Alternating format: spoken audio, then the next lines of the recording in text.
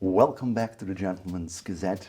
Today I have with me Simon Wegmann from Wegmann Bespoke. Simon, Hi. pleasure to have you here. Thank you very much for the invitation. So we're here in Florence at PT Uomo, so kind of a makeshift studio situation. But Simon has a very interesting approach with his company where he makes remote bespoke shoes in China. But you're in Frankfurt, Germany, right? That's right, yeah. So how did you start and go down that path of making bespoke shoes in a remote way? So yeah, it kind of started with me having very difficult feet. So I've always had issues finding shoes off the rack that would kind of fit me in kind of any sensible way. So I once I got my first kind of job where I needed proper leather shoes. Dress shoes. Dress shoes. I was looking around and couldn't find anything that would fit me even remotely. So then I kind of started looking into bespoke, but quickly noticed that it was quite far outside of my budget. So then I was kind of trying to find makers that were a bit further away, but maybe a bit lower in cost. But they all told me like if I wanted to get measured, I would have to go there, and then with the traveling and so on, it would probably be even more expensive than having something made within my reach. So I kind of wondered why it wouldn't be possible to kind of take the measurements yourself, send them to the maker, and then they would make the last with maybe a trial shoe and send it to you. But they all told me it's impossible, you can't do it. But I kind of couldn't accept it, so I kind of reached out to a bunch of people and kind of made connections along the way and kind of was referred to different shoemakers from different people. So in the end, I kind of developed this remote program where you would measure your own feet and get a trial shoe and then the finished pair. And along the way, I kind of figured out I put so much effort into this, and I'm probably not the only one with this issue, that I could probably offer it to other people as well. So from this initial need for a proper pair of shoes for myself, this business idea grew, and then right before COVID started, I kind of went all out and started the company. And That's awesome. That's awesome. It's great. So basically, you had an issue, you wanted a solution, and you didn't take no for an answer. You were persistent. That's right. And pursued it, and then you had a product. You said you had difficult feet. You have a pair of shoes here. Can you just hand it over so we can actually look at them? Yeah. Okay. So this is a pair of shoes. I mean, the look is rather classic, kind of. Walk us through the details here. So this is a classic cap-toe Oxford with the quarter brogue, which is like the hole punch in the front for the cap. You got the swan neck here. Exactly, the swan neck, which is kind of like a nice design detail. Then you have the seamless heel, which is very unique for bespoke shoes or very high-end ready-to-wear shoes. And then what we also do is like this very close-cut heel. Yeah. With this pitch. And just to make sure again, normally what you see would be a seam in the center back here. Correct. Basically what you did, it's not one piece of leather, but you still have a piece here, a piece here, around, and then another piece again here. But it's a neater look. Exactly. It's also something I usually go for. Yeah. And then you say tight heel. You mean like here, right? There's hardly any gap. If you compare it with a factory shoe, you just get this really nice, tight heel. And even if you look from the back here, you can see it's very kind of tapered. That's what you get with a bespoke product. It's layer by layer of leather. It's not a ready-made block. Exactly. The heel, you can, for our shoes, you can choose how much of a pitch you want. If you want it quite square or like a medium pitch, which is already a bit stronger. And then you can even go more extreme. And you can also pitch the kind of inside of the heel next to the sides. And then another kind of bespoke detail is also the outsole. With a very close cut, very narrow waist. Yeah, and you can even like see a little bit, like if we hold it like this, right? You can see the waist. It's really slim, nice, curved and round. You can see how it's cut in here. Typical, like bespoke or really high-end, ready-to-wear or made-to-order shoes. Yeah, and these are obviously also already well worn, so you can see how the waist is still kind of like intact. And I also put toe taps on the front, which you can get done by a cobbler as well. But this is also a service we offer, like right off the bat. Yeah, exactly. So you just wear them down a lot less. Yeah, exactly. Have you ever done the toe taps on the heel? Well, it's we have done it for like kind of our bespoke samples, but to wear it with like a metal piece at the back is very uncomfortable because it clacks a lot, and also if you go inside somewhere, you will scratch up the floor. So usually it's not very practical in like everyday life, but it looks cool. I've seen sometimes like, someone had like almost like a little wedge, little triangle cut in there so it would wear less. Or, I mean, if you put it on the rubber, you get a little bit of, wear protection. But I think the rubber works pretty well. Yeah. And I mean, and in the heel, like, you're not screwing up the floors. Initially, I was worried because we have a wooden floor, I would screw it up, but it really doesn't seem to do it much. Yeah, and it doesn't also, it looks nice, but it also doesn't make sense for everyone to have this done. It just makes sense if you kind of wear out the front of your soles prematurely, which I, for example, do, because if I don't put these on, I will kind of almost like rub off the front of my outsole before the shoes are even worn in properly. So then you have to kind of repair it really prematurely. Right. And it's otherwise you walk through the welt and then it's a lot more expensive to fix. Exactly. Yeah. But nice, it's like channel soles, right? They're cut in. So nice. Yeah. And what we do is kind of the outsole right here is fully stitched by hand. So you get also a very tight stitch density, much tighter than what you would find in ready-to-wear shoes. So what do we have here? It's probably 10 or 11 stitches per inch. Per inch. So about one stitch every like 2 or so millimeters. Yeah, probably. Okay. Yeah.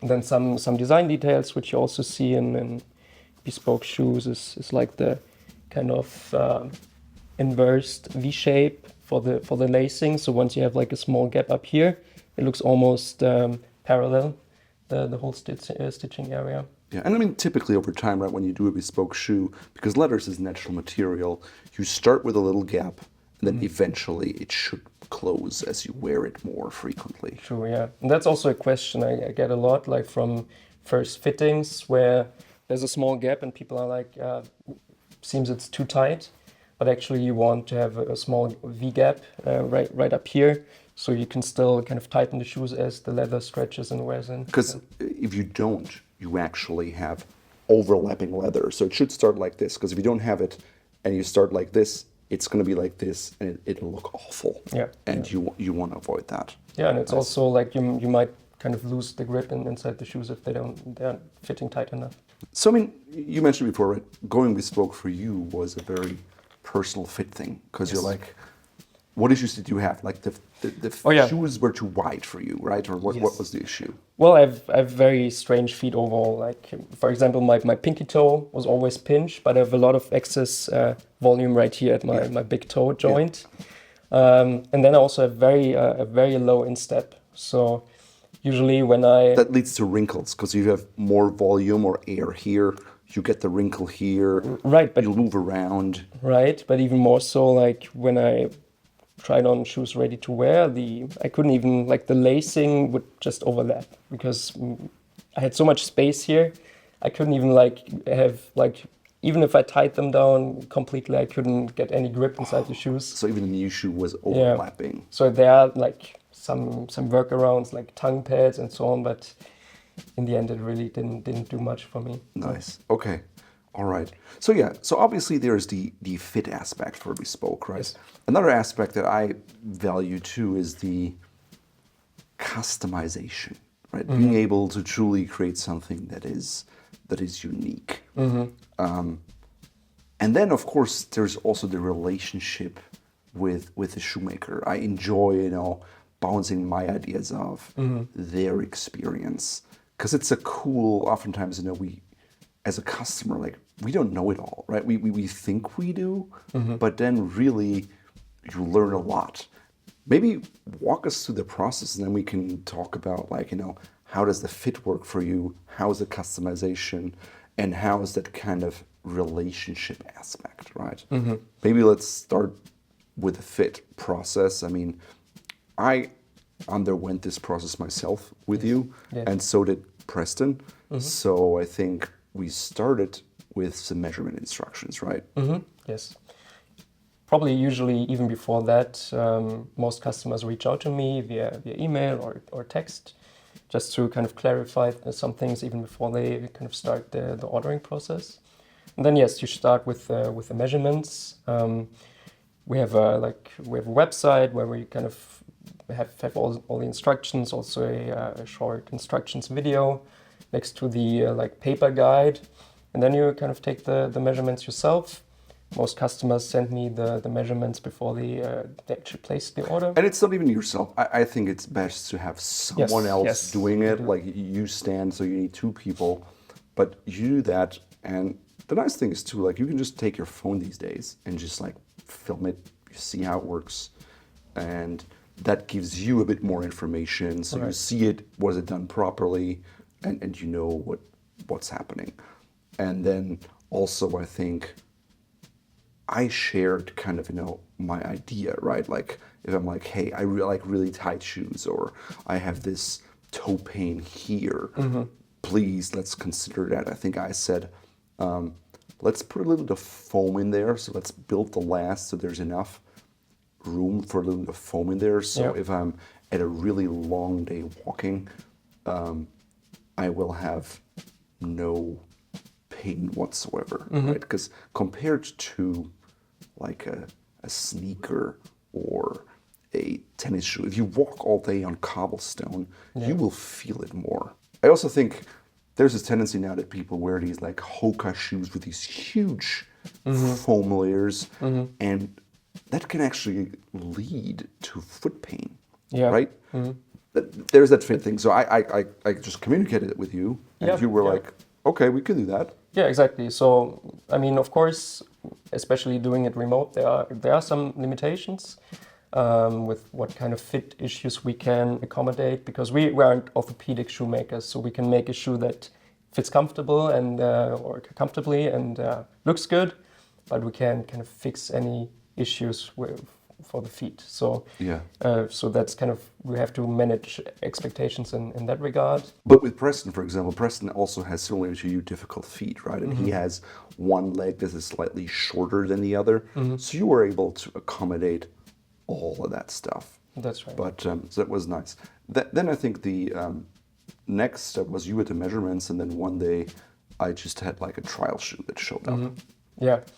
Exactly. So we take the measurements, and then we build the custom last from these measurements.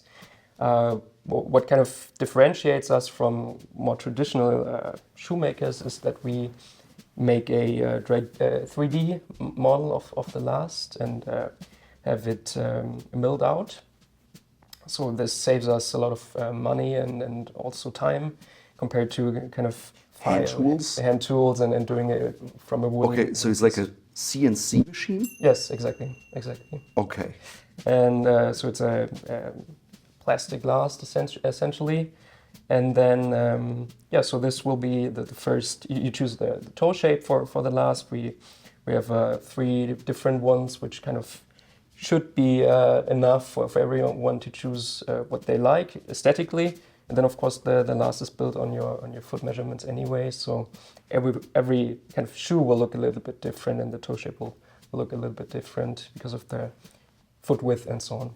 I remember we had a long email thread, right? It was like, you have a good Instagram archive. I think on your website you have drawings, which personally I thought weren't that helpful because they're stylized, right? The style is not as the shoe will actually turn out. True. It's more like the idea. Do you want a double long strap? You want this. So you have basic things. But then I found actually going to your Instagram or even picking up other pictures and sending them to you was really helpful in communicating.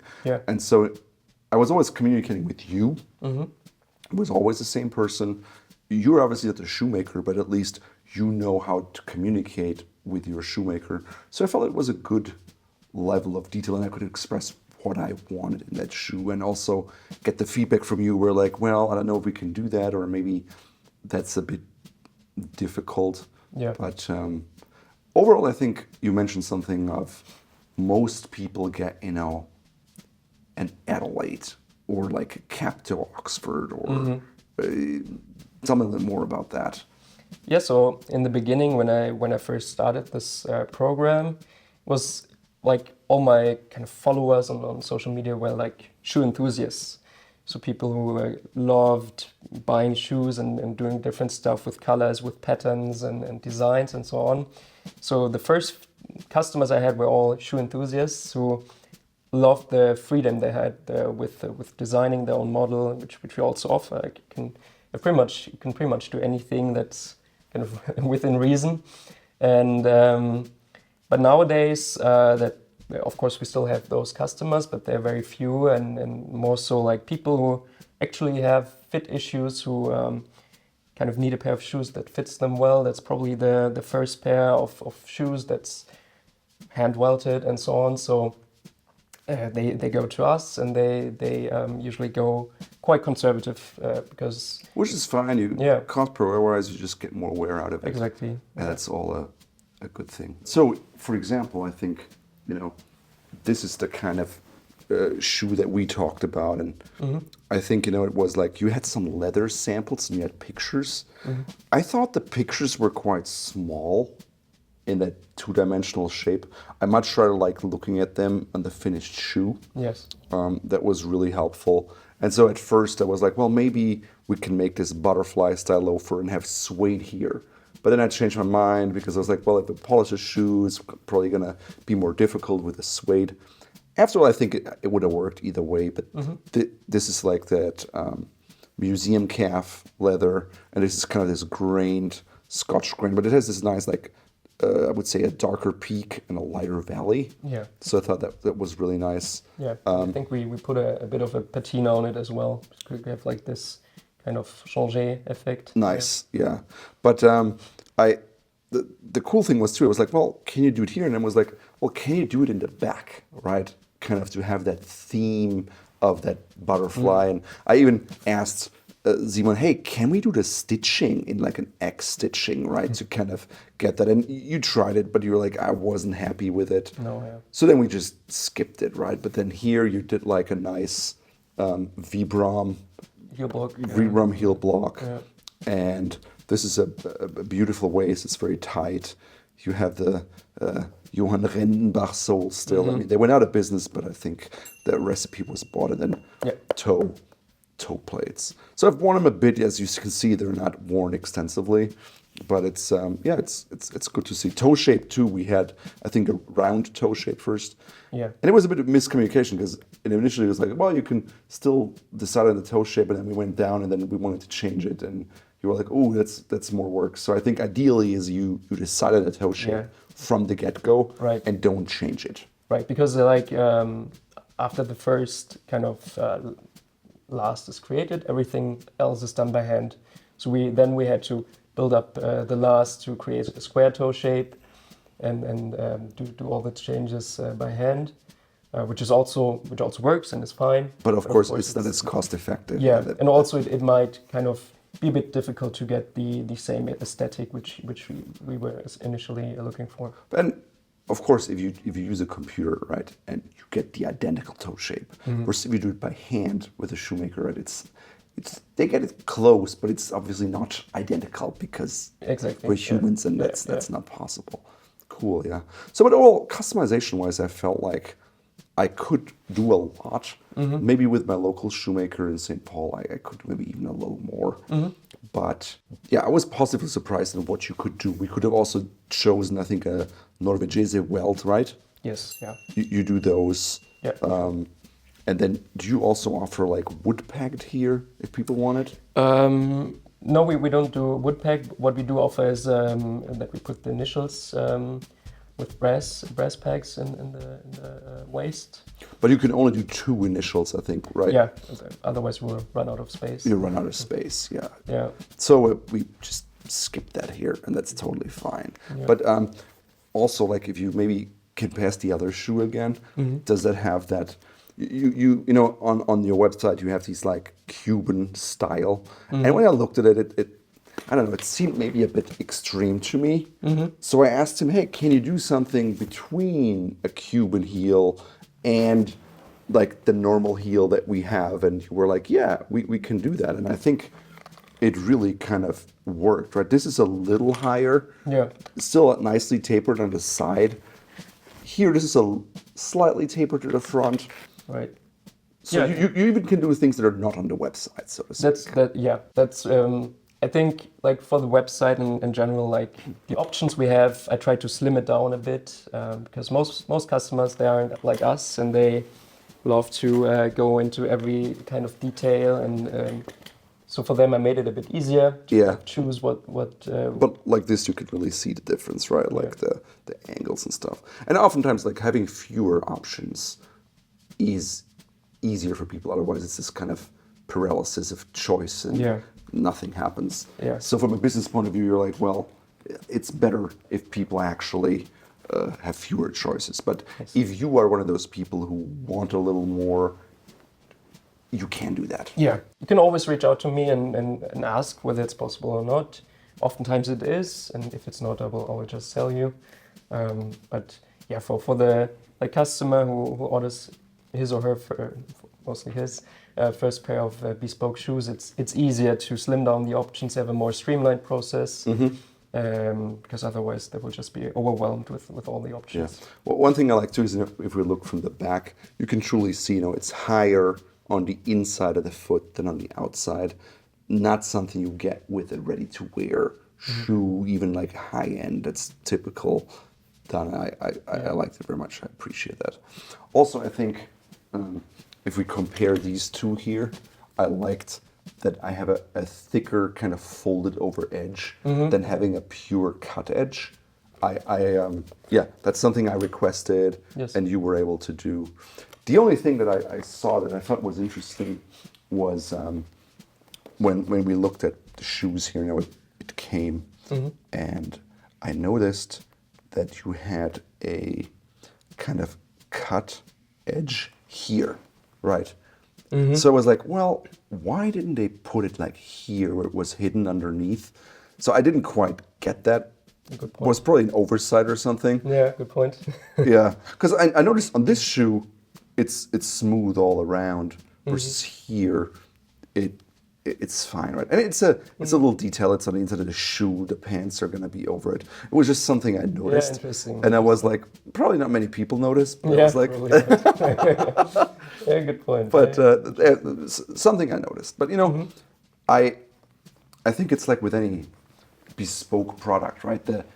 The first shoe, it's almost impossible to get it 100% right. But in your case, there, I was impressed because we got a trial shoe. I tried it on, and trial shoes are always very different because even if you use kind of leather, which you do, it's not just like it's a more kind of advanced trial shoe. It's not the exact same thing because you don't have to welt, and the shoe looks different because this here like just looks very different. It's much tighter, and then the heel block, is not like this. It's kind of a square block. Yeah. And it's like harder. So you can walk around in those shoes just to kind of feel how it feels. And then I took, what's the usual step? You ask people to just put them on and wear them for a couple of hours just in your home. The trial shoes aren't really made to be worn outside. I mean, of course, for a little bit of time, but not for an extensive period.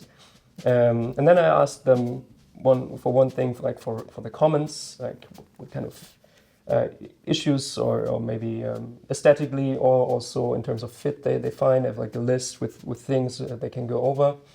And then for me, the most helpful is usually just some photos and videos, so I can just look myself. I also work directly with my last maker, and we kind of together see what kind of things we would like to change. Also, of course, with the customer in mind, because fit is a very subjective thing. Like everyone perceives a good fit a bit differently. So some people like when the shoes fit a bit more loose. Some prefer it when it's quite tight. Yeah. And you can ask, right? But people are like, no, I don't like my shoes tight. And then, you look at them and you're like, based on my experience levels, yes, you do, you know. But it's very subjective. So you have to work with a customer and figure it out. And I think with my shoe, I like it, like we did that, and you gave us very specific instructions on how to cut them open. And, we use our cameras to film it, but obviously you can just do phone footage. It's so good these days. It really helps. And being remote, it's just important having that extra detail because you can't be there in person. Yeah. But then I think you made another trial shoe based on that initial feedback. And that's your standard process, right? Like you do 2 trial shoes, kind of one, depending on how. Depends, yeah. Standard is 1, but of course there are some cases where 2 trial shoes are needed. In very rare cases, also 3. Yeah. But we usually don't go to the finished product if we aren't comfortable with kind of where the shoes are at. Because you want people to be able to wear them, even if they're not 100%. You get 95, 98% there. Exactly. Okay, and I think in my case there was, because we had that foam layer. It was kind of funny because the first shoe came with a foam layer and the second one didn't have it. So it actually fit really different and was like, I think that's the reason. And then I changed it and I put it in. But I could remember, I could feel it, on my the ankle joint on the outside. But then the final shoe was different. It was good. Yeah. But obviously it's, you think because you use a leather material, the trial shoe is just like the real shoe. But it's not. The way it feels and stuff, it's not. But it would be too expensive. Yeah. I mean, part of the reasons most people go remote bespoke is because you have an attractive price. Exactly. Yeah. So we're talking about starting price of like 1,300, 1,500 euros. First time customers, it's a bit more expensive because you have to pay for the initial last and the fitting shoes. But then, And you have different options to you can have like a hand-sewn Welt. I think you also have a Goodyear option, is that right? No, so all the our standard option is that the waist is sewn by hand and the kind of outsole is sewn by machine. So it's just just show us. So this part, which is like very tight and you can't see any stitching actually, is all done by hand, and then from here onwards it's done by machine, but still very very tight and a very close stitch density. But we also offer a option where like all around is done by hand, which of course some people like who are very like purist and enthusiasts love to choose, but generally people are fine with this because you don't really notice that much of a difference at that point. Yeah, it's not visible. Yes, but you can bring the price down that way. Exactly. Then you also offer shoe trees. Is that included by default, or is it an upcharge? That's an upcharge. So depending on the model, these are the kind of they're always lasted. Of course, they're made to your like it's essentially a copy of your bespoke glass. We have a couple of different options for the shoe trees, and that kind of depends also on the price. But we also try to be less expensive than like traditional makers. Yeah. So this is like, what is it, oak? Looks like oak. I think sandalwood. Sandalwood, maybe? Yeah. Okay. I mean, I think if you go the extra mile to have a bespoke shoe made, it's in the cost per wear interest to get the lasted tree. It's so much better. So I'd like, if you go this route, definitely add them in. Yeah, I think if this down here was a little more rounded or just taken away, I think it would be even better. Yeah, because then I could put them in more easily and stretch them, and it wouldn't hurt the shape of the shoe. Because if I'm not having that extra, if I have more negative space, I think it would be easier to put them in, and there wouldn't be no discernible like lead. Yeah, so the shoe trees are the only thing we don't do ourselves. Okay, but I have to. Currently, I work with a factory in Spain, but probably will work with a different company in the future.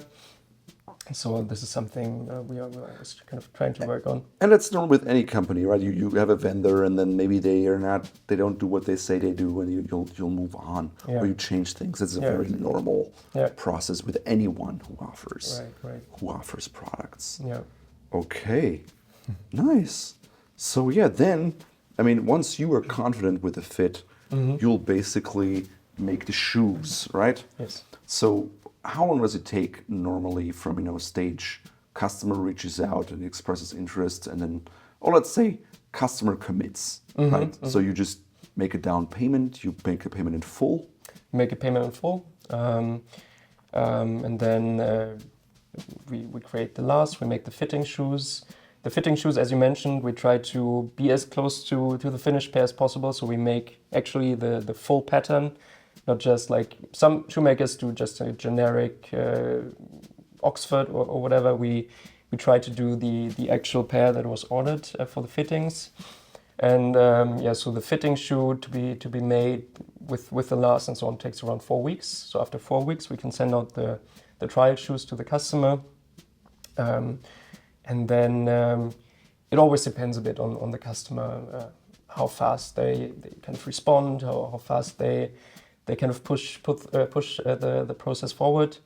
But once I have all the feedback I need and we're comfortable to go to the finished pair, it usually takes around 10 to 12 weeks for the actual pair to be made, which is also a bit faster than traditional makers, which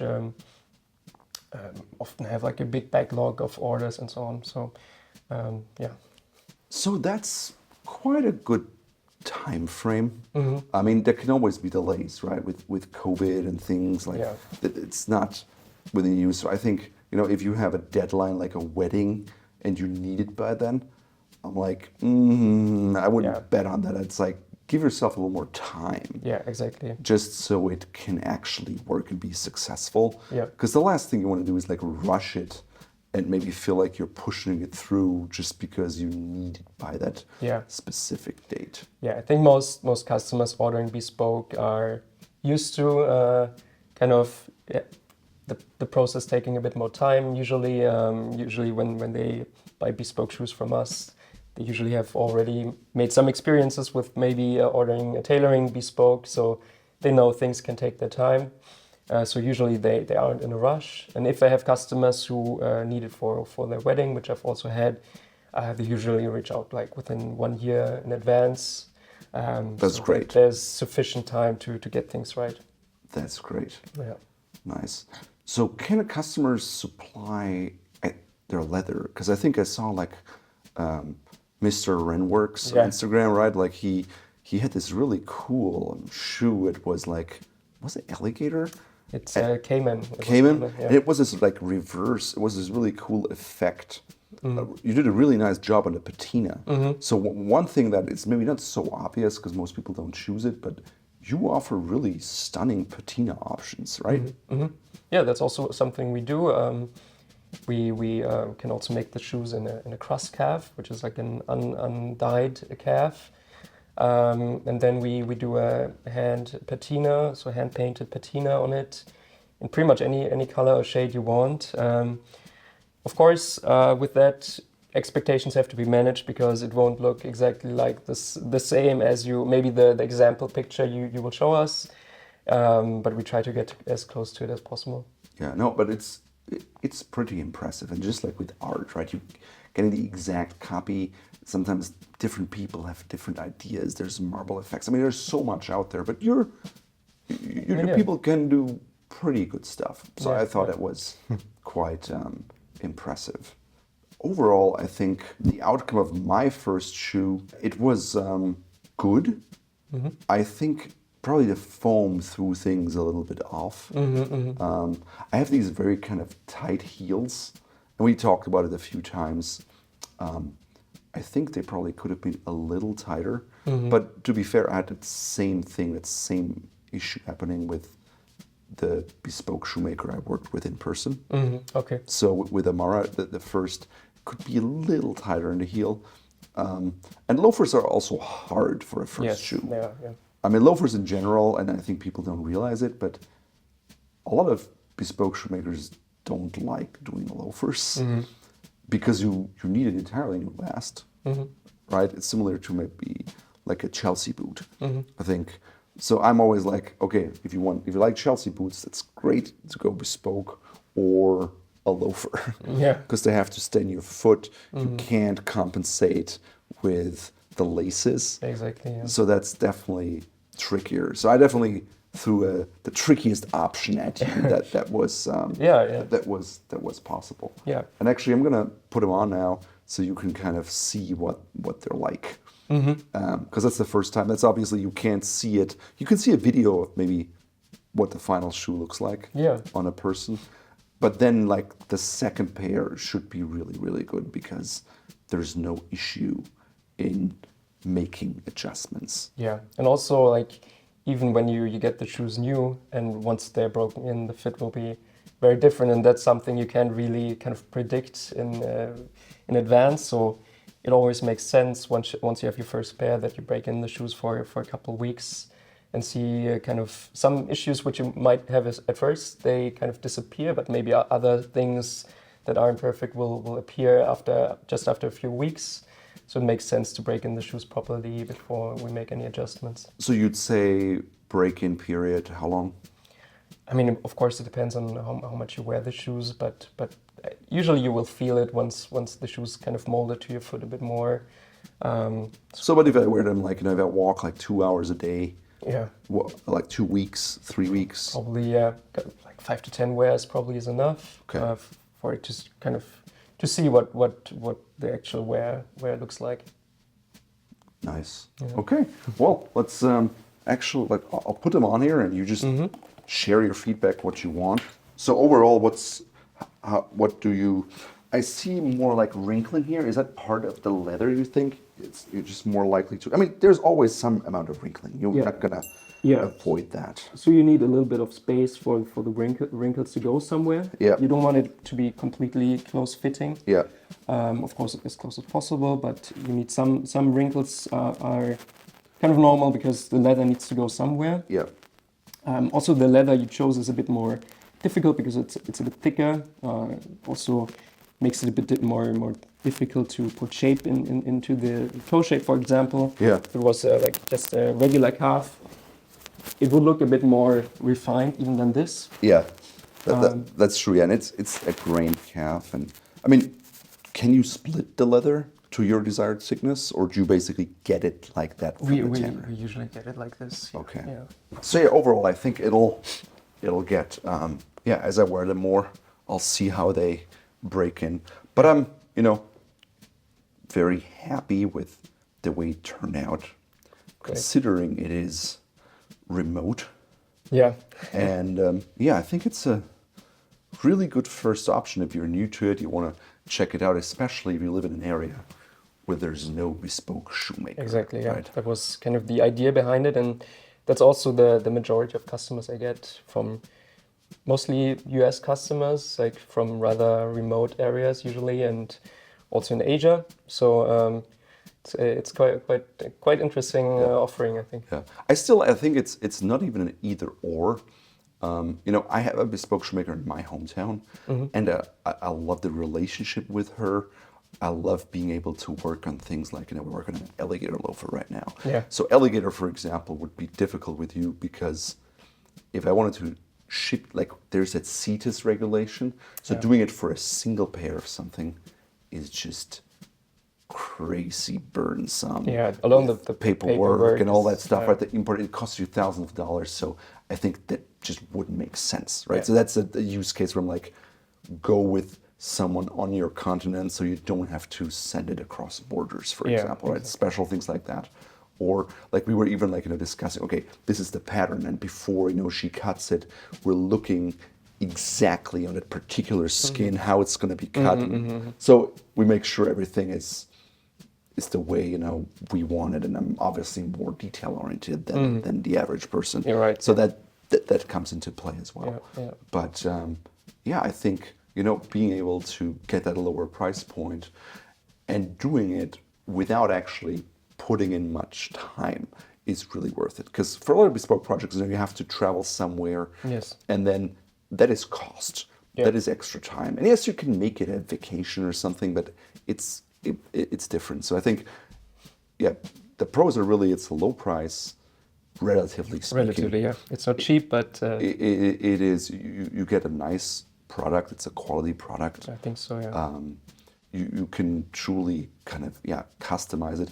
You're not pressured, right? When you're like at the shoemaker and maybe you forget something. You have all the time in the world, and if it comes back to you, you can take your time and get over through a day to get that. Yeah, exactly. That right idea that you have in mind. Yeah, I think so too. I think that is very helpful.